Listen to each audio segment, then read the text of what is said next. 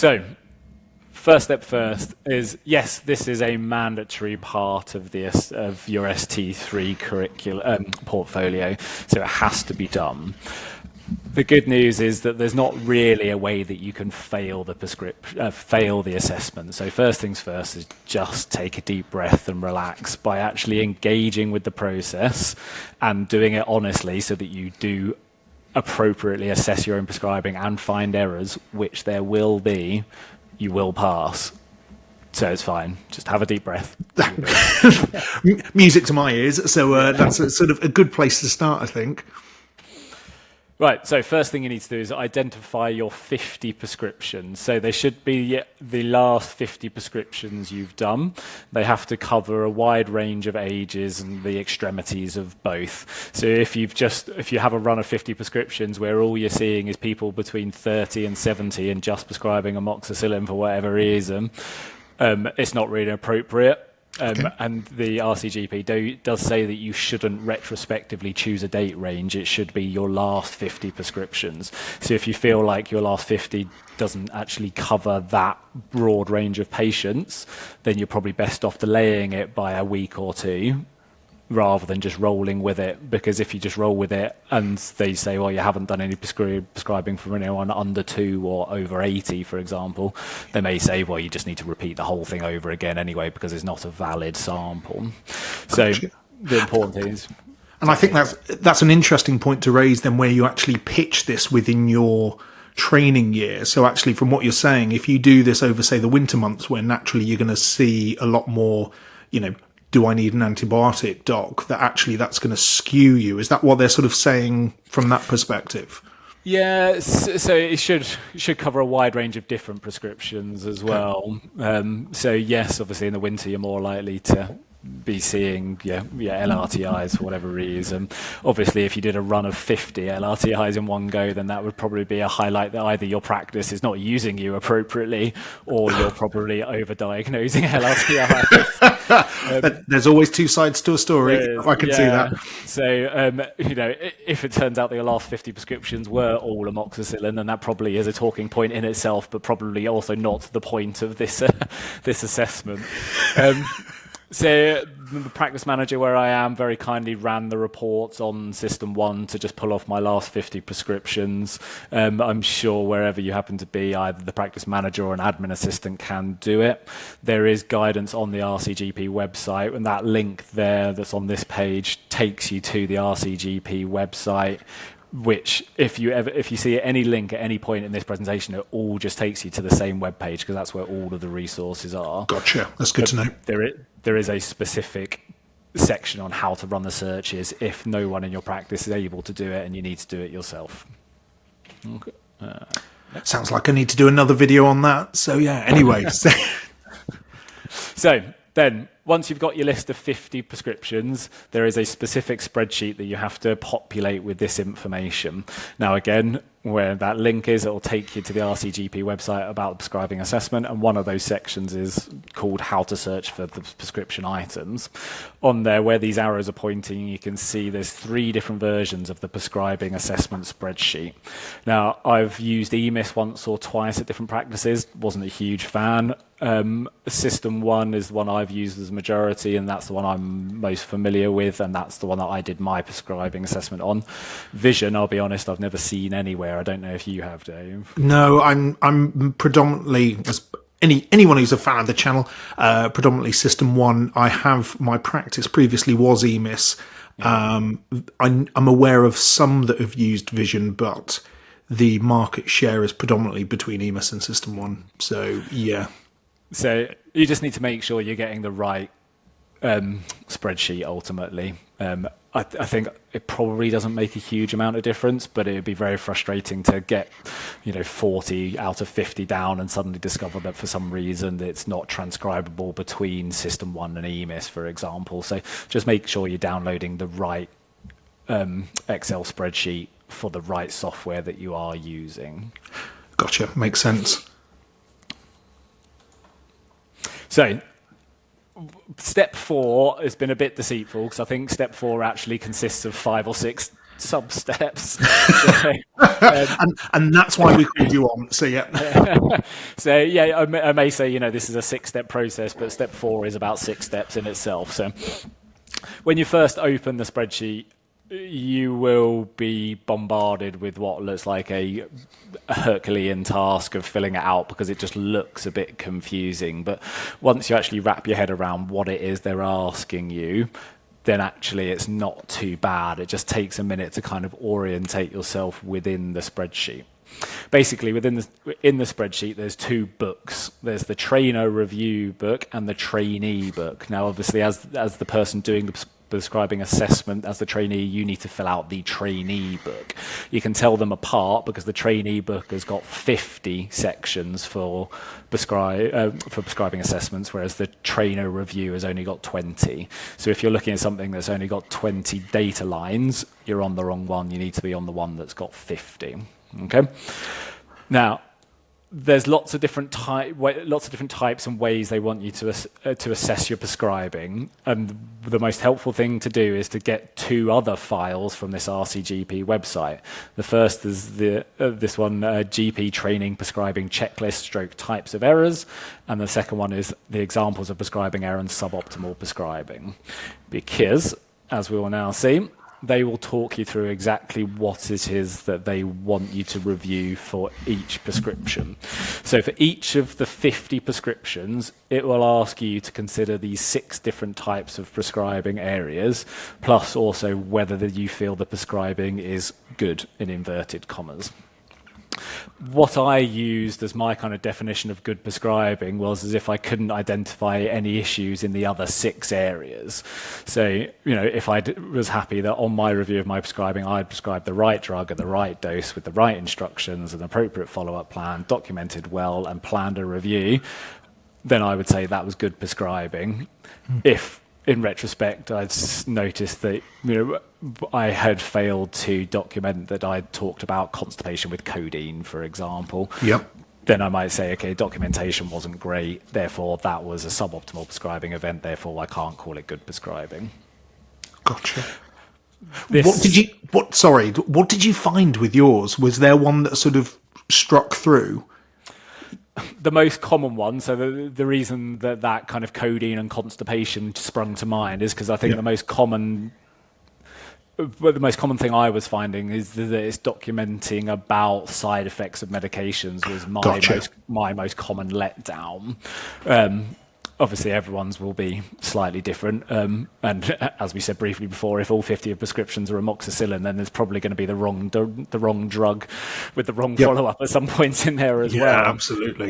But certainly, the reflection that I filled out, which we'll talk about afterwards, it was mainly about the documentation where I felt my prescribing could definitely improve. Gotcha.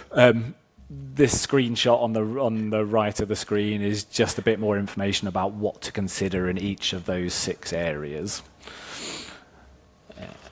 And then this is the other form that I was advising people to download and have a read. So it goes into more specific details about what counts as a prescribing error versus what counts as a suboptimal prescribing events. Now, there are literally pages and pages and pages of examples there. Of which obviously we've not got time or interest in reading through all of them at the moment. But as a general kind of rule, a more significant error, such as prescribing penicillin to someone known to be penicillin allergic, would be a prescribing error. Whereas a suboptimal prescribing event would be an event that's much less likely to lead to any significant harm, but doesn't actually follow protocols or guidelines for any described reason. So if, for example, the example I've given here is if you prescribed a 2nd or 3rd line antibiotic for an infection without a clinical justification within the notes. Obviously, if you've had to prescribe 2nd or 3rd line, but you've entirely justified your reasoning, then that's entirely appropriate, and you could still count that as good prescribing. But if someone's come in to bang on about LRTIs, you've just given clarithromycin for no reason, without justifying they are pen allergic or whatever. Gotcha. Then that might count as a suboptimal prescribing event. And you say about the LRTI, the one bit that's popped up in practice is about the use of 5 days worth of amoxicillin, and we've unfortunately missed out on that, and it was really frustrating despite all the work that our excellent prescribing team had done. Would that sort of fall into, say, for example, you're giving 7 days versus the 5 which CKS recommends? Is that sort of fall under the suboptimal prescribing? Yes, it would, is my understanding, because it's very unlikely to do any significant harm, and it's not wildly outside of guidelines, is it? So yes, it's not following the strictest one, but you are prescribing the right antibiotic. It's just for what might be considered an old protocol. Yeah, so makes sense. My understanding of that is it would be suboptimal rather than a significant prescribing error. But basically, those two documents are the most helpful things that you can download from that website to help guide you through what it is exactly they want you to look at in terms of your own prescribing. So then, filling in the actual spreadsheet. So this is a very small kind of screenshot of what you're aiming to have at the end. So in here, I've got four data points where I've gone through and looked at drugs, doses, instructions, follow-up, etc. Yep. What I think an important thing to notice is that it's asking the spreadsheet is asking you to identify errors. So if your prescribing doesn't have errors, so it is good prescribing, the default answer should be no. Okay. Whereas answering yes means you have identified an error and therefore it is not good prescribing. Does that make sense? Because it took me a little while to wrap my brain around it.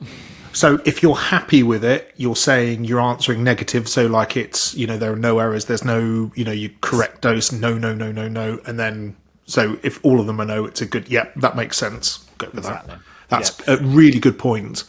Yeah, and we'll talk about it again a bit later because the actual spreadsheet is in contrast to the RCGP example of how a spreadsheet should look filled out, where the correct answer or the answer that you give in response to no errors is a positive one, whereas in the one you actually fill out, the answer you give to no errors is a negative one.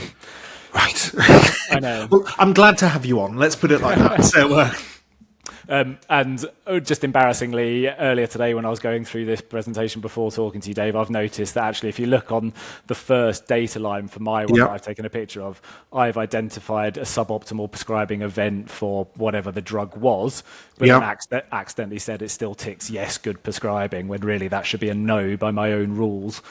Because I've identified it, but I've obviously right. So I can through. No. I can sort of so if you're looking, so for those, if we will try and sort of slow it down and have a look. So on the top row where it's going no, and then sort of what is it? You've got the blue column, and then 3 columns to the left of that. It says, going to turn my head. So suboptimal prescribing. You put yes, but then you put good prescribing. That should actually, it's written yes, but that should be a no. So that should be a no. Yeah.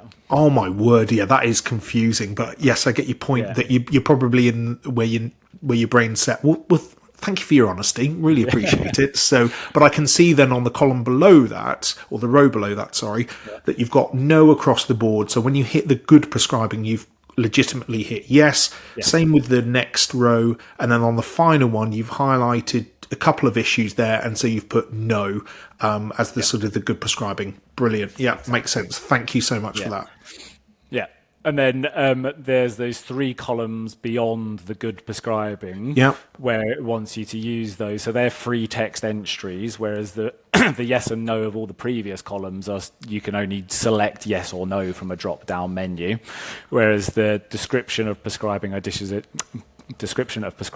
identified, possible reasons and possible strategies are all free text. So you can put in there very, very brief reflection about what went wrong, what you might do differently next time. I would keep it brief because obviously otherwise this the spreadsheet is going to run into hundreds of pages because it's only a narrow column. But also there is a whole reflective form that you need to fill out later. So there's no point doing full-on reflective cycles in this spreadsheet because it's just not the appropriate place to put it. Makes sense. And also, as a trainer, I'm not going to read it.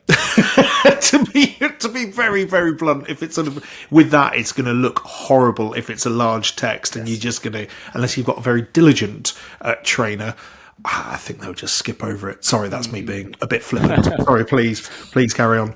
And then obviously the last thing I've put in bold there is save your spreadsheet. 50 data entries, going through them all properly is going to take some time, so please save it before you get to 50. Save it every other data entry or something, because the last thing you want is to lose this halfway through, because that would destroy you. Yeah, it would. So interesting. How much time did it take you? I appreciate everyone's going to be slightly different. So I've put a quick FAQ at the end of the presentation. Right, I'll be quiet. I'll be quiet. So one of which is about time spent. So we can talk about it then, if that's all right. Absolutely. Now, I think this is the last step on 4. It is, yeah. So step 4 was actually 5 steps in itself, but that's fine. So going back to the same RCGP prescribing assessment website that all of the links so far have taken you to, you need to download the trainee self-reflection form. Okay. In that form, it will basically ask you to summarize the numbers of errors and suboptimal prescribing and good prescribing that you identified from your 50 samples. You do not need to do the maths on this manually. And the yellow bar at the bottom that you can see on that slightly mashed up screenshot, it will automatically add up the amount of errors and good prescribing that you have identified as you go along. So all you need to do is transcribe those numbers from the spreadsheet into the trainee self-reflection form, which is a different Word document. Gotcha.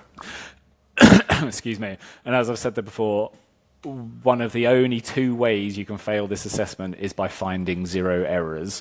So if you go through all 50 and cannot identify any prescribing errors or suboptimal prescribings, you either have not done it properly, or the RCGP will put you on a pedestal and parade you around the world because I think they call it a probity issue, but yes. I completely get your point. I think interestingly, one of the ST3s who was doing this, obviously you've mentioned about how much time it was, and she was getting a bit wound up that she would have a look at her prescription and make sure everything's all ticked, and then her trainer, because obviously he's sitting in the same practice, would say do Lurty, amoxicillin, and that was about it. And I think you've got to be very mindful of you're looking at your own practice, not what other people do, because everyone's slightly different in their levels of documentation. So, but already I'm looking at those going, did I hit all of those? Probably not, realistically. Yeah. Anyway, so we've done the mighty step 4, which is actually step 4 A to E. So go on, what's step 5 looking like? So the good news of step 5 is that it doesn't involve any extra work for you as the trainee. It involves work for your trainer, your supervisor. Go on, what do I need to do? So the Excel spreadsheet on which you've just done 50 entries, at the very bottom where you can switch between books on the Excel spreadsheets, you can see where the arrow points to here. You need to send that spreadsheet with your 50 entries to whoever is doing your review. Now, most of the times that'll be educational supervisor, because obviously you do it in ST3 at the same practice, your educational supervisor. However, where it's agreed locally, and by locally it literally means within your practice, it can be reviewed by a pharmacist as well. But that's interesting. I will try. Sorry, that was my interesting. Can I palm off this work to my friendly pharmacist? But no, I will of course do my trainees one. But okay, go on. What else do I need to do? So, if you when you receive as the trainer, once you receive that Excel spreadsheet, you need to click on the trainer review tab, which will take you to the second book of that Excel spreadsheet. Now, that will automatically populate the patient demographics and drug and dose and stuff like that of 20 of the 50 prescriptions that the trainee has already done. So it will pick 20 prescriptions out of the trainee book and put them into the trainer review book. And then the trainer needs to go through all of the data points that the trainee had to go through and see if they agree, basically. So the trainer needs to review the GPST's choice of drug, dose, documentation, follow-up, all that kind of stuff, and see if they think the errors are the same as those identified as the trainee. Okay. Now, as far as I know, it's not clever enough to just automatically pick ones that you have identified errors in. So out of those 20, hopefully it'll take a proportional sample, which will show good prescribing as well, which obviously gives the trainer plenty of opportunity to reinforce good prescribing as well. Once the trainer has had a go at doing that, you need to arrange a meeting between the trainer and the trainee to kind of go through the spreadsheets to see if your findings agree with each other, talk about any trends that you may have found, either good or bad. And if the review is done by a pharmacist, ideally, you'd have the three of you there to have a round discussion. And then again, a bit that I put in bold, because there's something which I think is not made entirely clear, but is really key, is that in that meeting, you must decide on a PDP entry for your portfolio, because there must be a documented PDP outcome from the prescribing assessment. Yeah. Yeah. That is good to know. Thank you for that. That's the hard bit done. Hey, good stuff. So, if you've managed to do all that in one sitting, then first of all, you deserve a medal. And fail point. Definitely need to go outside. So this is just a good natural break to just walk away, because you will go insane otherwise. Step 7. Whew. Right. Back on portfolio. Yes. Back on portfolio, yeah. So once all that spreadsheet and stuff is done, now you need to demonstrate in multiple different ways, all of which seem to be kind of repeating on each other, that you've done the prescribing assessment and what the outcomes were. So this is the first one, is one of two ways that it needs documenting in your portfolio specifically. So in the same area that you do clinical case reviews, supporting entries, all that kind of stuff. A bit further down, there is a prescribing assessment. You can click on that, and it'll basically ask you some reflective questions, as well as a few other bits. But basically, it's an electronic version of the trainee self-reflection form that you filled out back in part 4E, as I've put there. Gotcha. Which means that you can copy and paste your reflective answers from that form just into your 14 fish entry, because they are the same questions. An important point to remember as well is that this is a portfolio entry, and therefore it's entirely appropriate and encouraged, and you can do it on the form to link it to any clinical experience, boots and capabilities that you've identified and talked about doing the assessment. So I've put there, as an absolute minimum, by actually doing the assessment you've done, addresses learning needs and demonstrates the application of these in the future practice from the maintaining performance, learning and teaching capability. So there's one easy tick off thing there. Anything else that you've identified, whack it in as well. It's great. Brilliant. Oh, that's a good nugget of knowledge there. Thank you for that.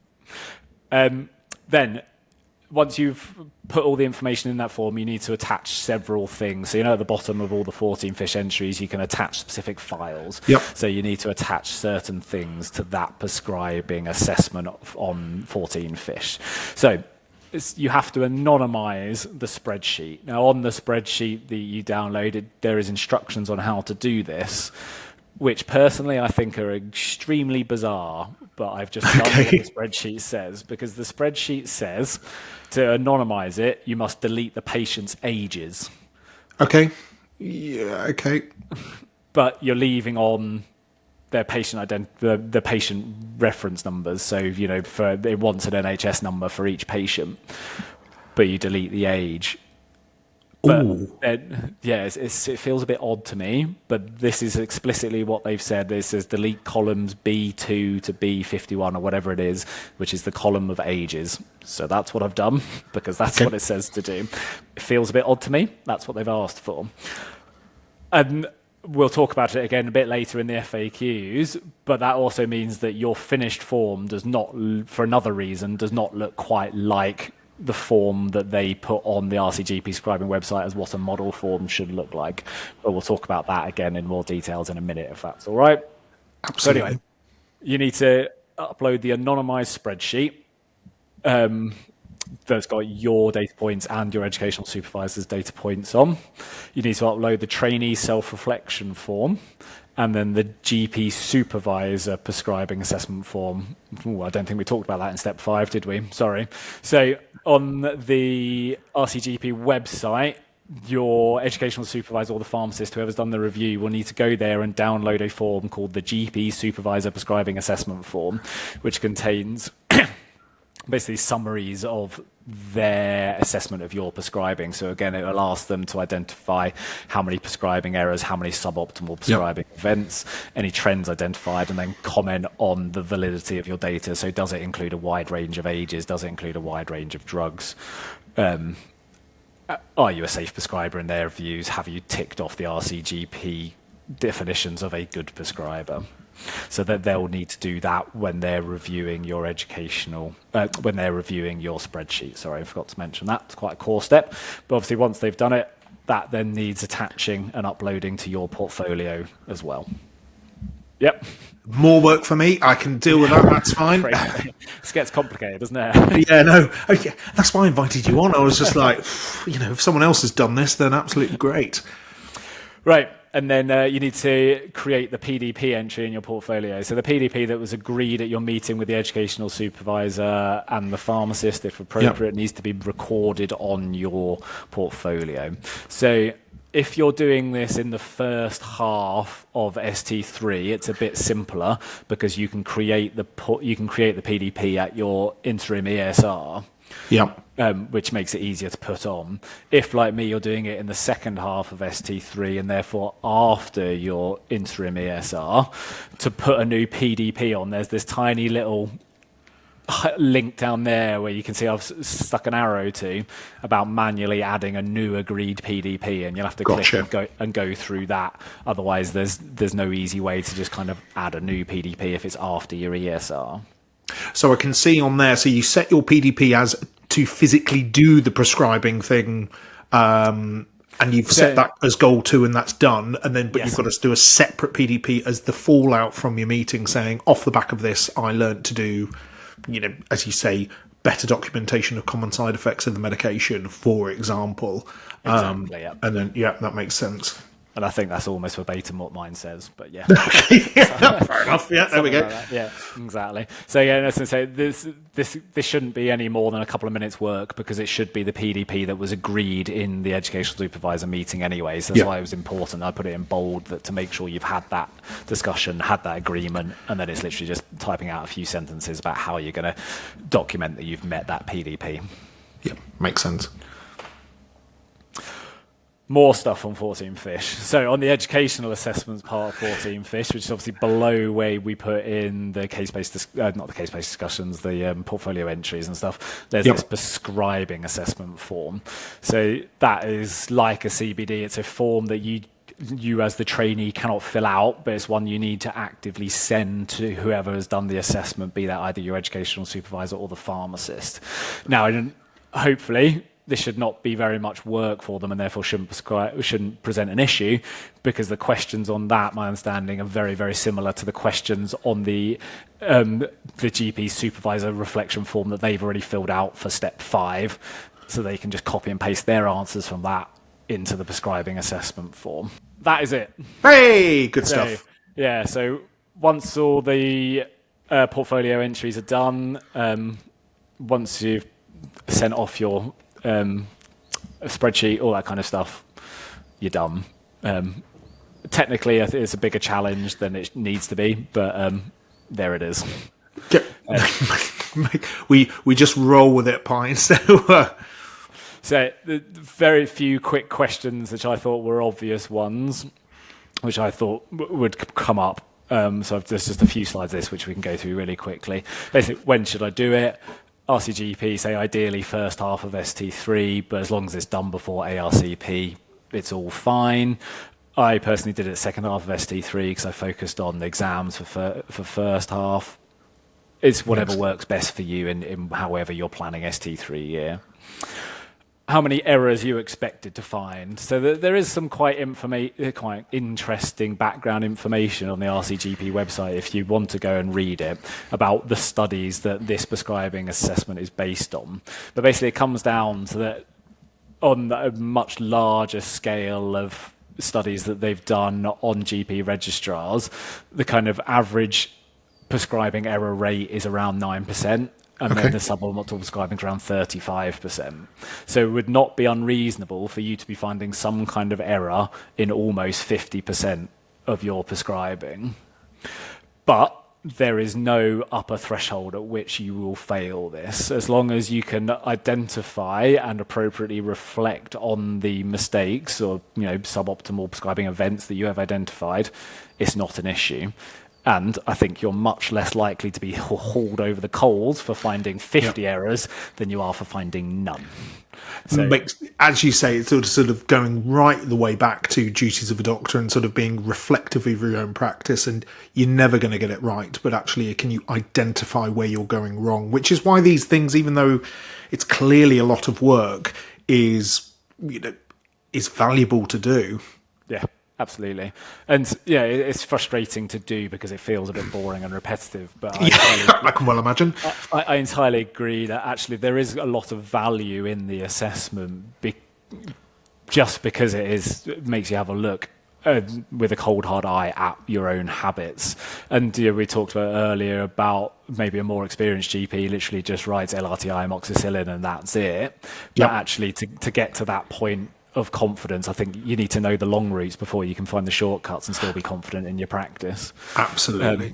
So it can be frustrating when maybe looking at others' practice, but if someone's been doing it for 30 years, it's not the same as someone who's been doing it for 3 years, Yeah. If there's more than one item on a prescription, so the prescribing assessment, it can be for acute and repeat items. So if in your SD3 practice you are involved in authorizing repeat prescriptions, if you've done a repeat prescription that's got 3 different items on, you count that as 3 different prescriptions.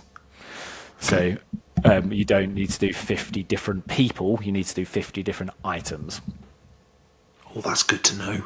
So think about the HRT. HRT springs to mind. So obviously, if you're prescribing estrogen and progesterone, then thinking actually, with now if you're on the highest dose of estrogen, are you prescribing a higher dose to the microgyonized progesterone as well, just to sort of counter it as with sort of updated guidance? That's good to know. That's a good little hack.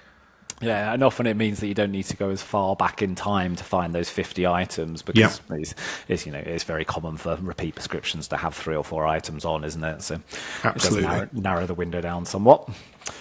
So this is a question you were asking earlier. About Sorry, how much work this actually is. And as I said, it depends entirely upon a couple of things. One is how complex the prescriptions are. 2, how dedicated and focused you are. So the example I've given here, which I think was one I came across, is that if you're authorizing a prescription for amiodarone that needs checking that someone's shared care is up to date, they've had the appropriate bloods, they've been seen by cardiology, etc., that is going to take you a lot longer to make sure that it meets the threshold of good prescribing than it is for amoxicillin LRTI. So it depends quite a lot on what drugs fall within your review.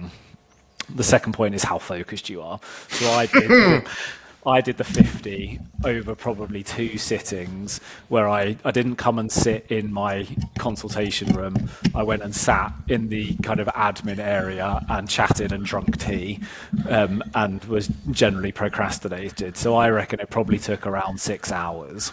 Okay. It is entirely possible to do it quicker than that with some focus, but I would be either impressed or cynical, depending on your point of view, if you could get it done honestly and accurately in under 3 hours. Gotcha. I mean, and I think from a trainer's point of view, that's useful to know because you'll think it already in my mind, I'm thinking, well, actually, then this is a tutorial. So instead of doing your tutorial, it's going to be right. Well, I'm going to give you probably realistically for a full-time trainee 2 sessions. And by the end of that, you should have got this completed. I'm not sure. How did you do? Did you do it in and out of tutorial time, or instead of, or how was that sort of? No, I did it in my free time. Gotcha. Okay, so in that sort of in your self-directed time. Yeah, my self-directed learning time, yeah. So the way our VTS program is structured is that we have every other Wednesday as a full day teaching, and then every other Wednesday is self-directed. So I came in on 2 alternate Wednesdays, a couple of hours at a time, many cups of tea. Yeah, I was going to say you need something, a good podcast in your ear, I think, as well, just to get you through it. And then this is what I was alluding to earlier. So on the RCGP website, there is a downloadable example of what a completed Excel spreadsheet should look like. But there are several ways in which it deviates very significantly, in my opinion, from what you actually end up with. Yep. So I haven't got screenshots here, but if you want to look, you can see where basically where I'd put a no as a negative answer, meaning prescription is fine. Yep.